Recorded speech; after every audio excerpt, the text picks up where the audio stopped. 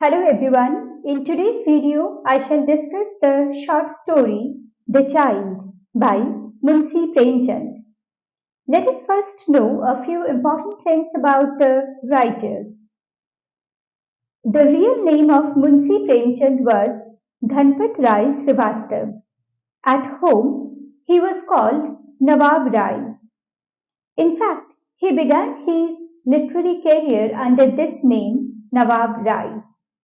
He was born on 31st July 1880 in Mauza Lamhi near Banaras, and he died on 8th October 1936 in Banaras.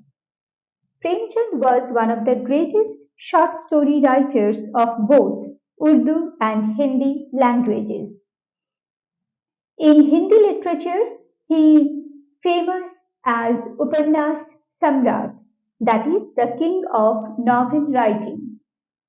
He began his literary career with a short novel titled Asrar-e-Mabid, which was published serially in the weekly Awaz-e-Haq between 1903 and 1904. Some of his best known novels are Bazar-e-Husn or Siva Sadan, Ghost-e-Afit or Prem Ashram, Chogan Hasti or Rang Bhumi, Maidan-e-Amal or Karam Bhumi, and Godan. All these novels, except the last one, were first written in Urdu and then translated into Hindi. The latter names are Hindi translations of the Urdu works. 11 collections of short stories have been published. His first collection of short stories, Soze Watan, appeared under the pen name of Nawab Rai. He had to face the ire of the imperial government due to its seditious content, and all copies of this book were burned. After this, he started writing under the name of Premchand. His famous collections are Prem Pachisi, Prem Batisi, Prem Chalisi, Firdos Khayal, Khak Parwana, Khawab Khayal, and Vardat. With his brilliant storytelling and captivating style, he portrayed the social and political life of the early 20th century, focusing on the caste hierarchies, plights of women and laborers, and miseries of people residing in villages.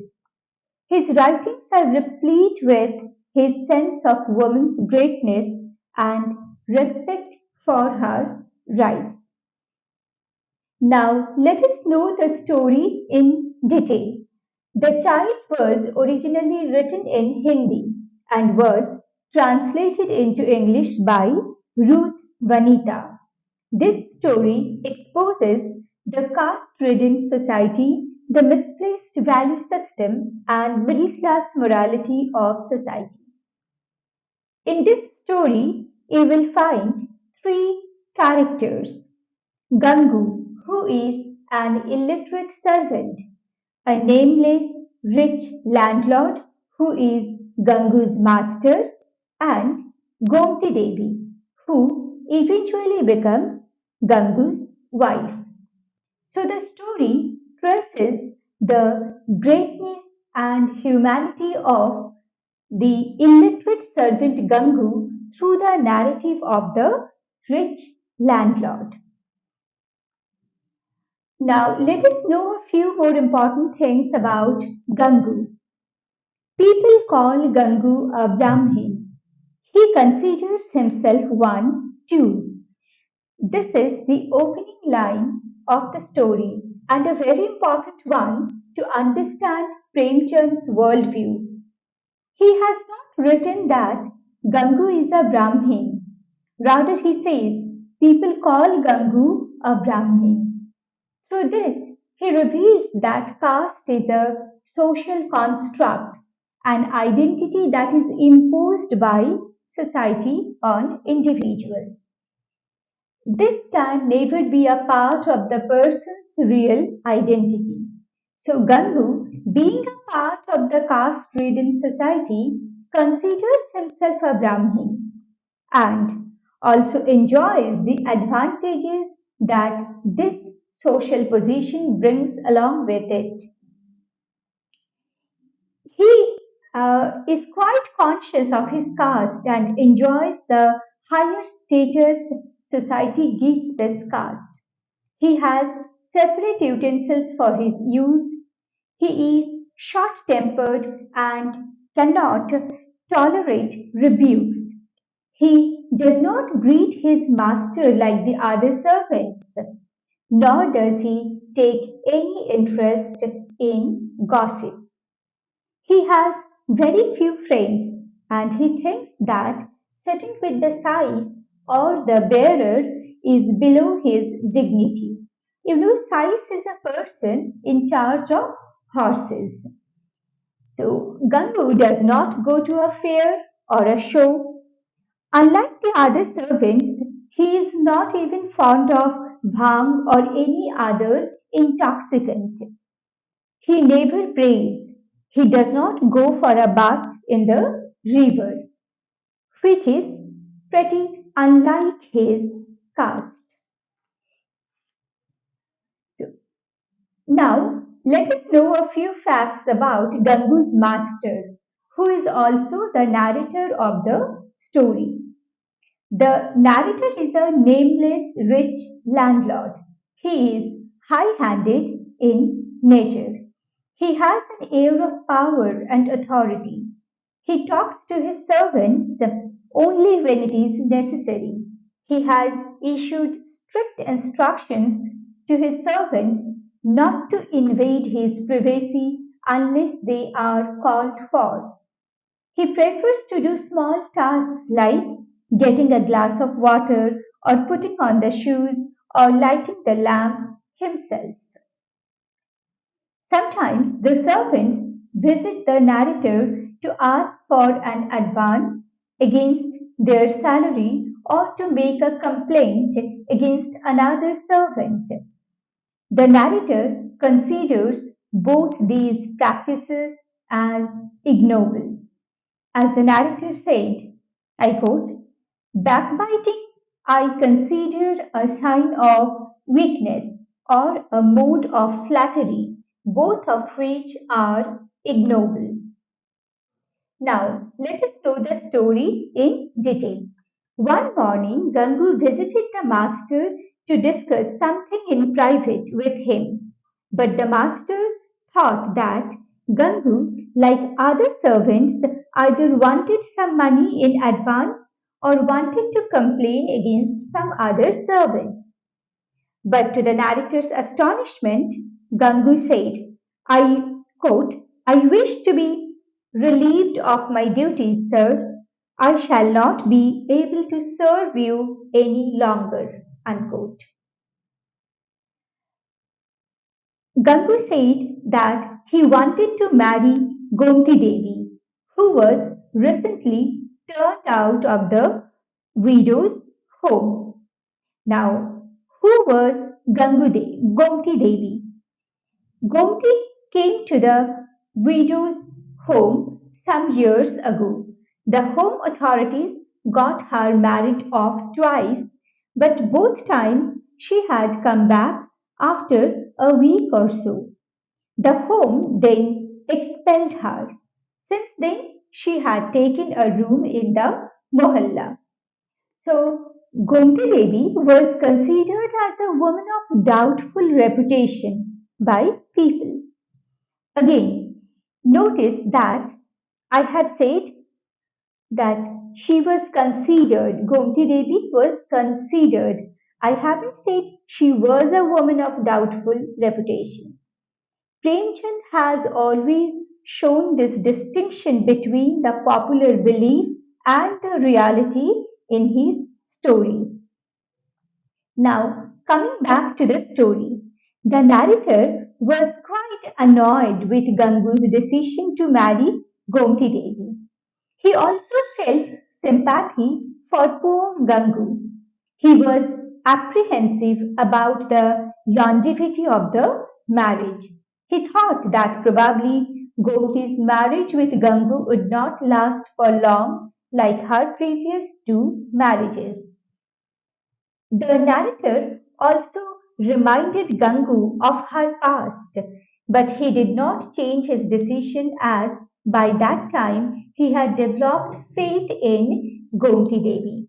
He said, I quote, where there is no love, you cannot expect a woman to stay on. You cannot win a woman with mere board and lodging. Unquote. Here, Gangu has shown the goodness of his heart. He was depicted as respectful to women and as an understanding man. Gangu was aware of Gomti Devi getting fits and becoming unconscious sometimes, but people considered this health issue as the influence of a witch. Here also you can see how flawed society's belief system is, and Gangu, in spite of being an illiterate man, can see the reality. He discarded all allegations against Gomti Devi as false. This shows the richness of Gangu's heart. On the other hand, we have the narrator who thought, I quote, Gangu, in marrying this woman, was behaving like a starving man, that the piece of bread was dry and tasteless was immaterial to him. I considered it wise to keep aloof. Unquote. This also shows the depravity and narrowness of the narrator's mind, which fails to see woman's value beyond her physicality. For him, a woman is something to be consumed fresh. However, against all odds, Gangu finally married Gomti Devi. He became a hawker to earn his livelihood. He was living in a thatched hut in the mohalla. He earned about a rupee every day, and after buying his stock, he could save about 10 annas.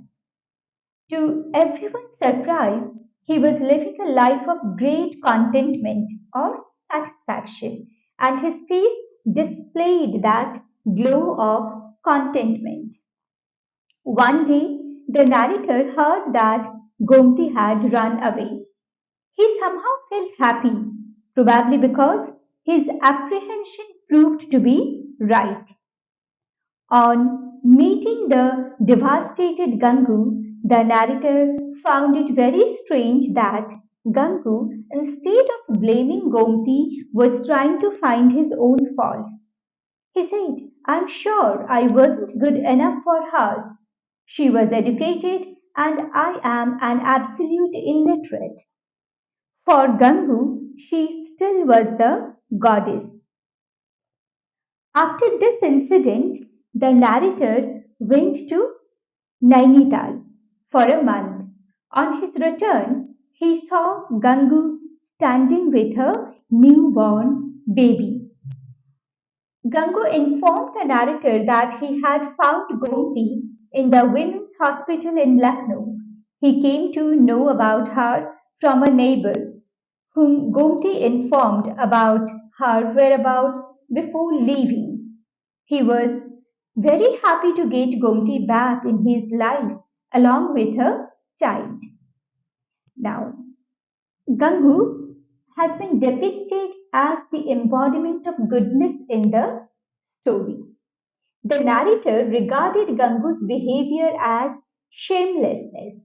He questioned Gangu if the child was his, to which Gangu replied, why mine, Babuji? It is God's.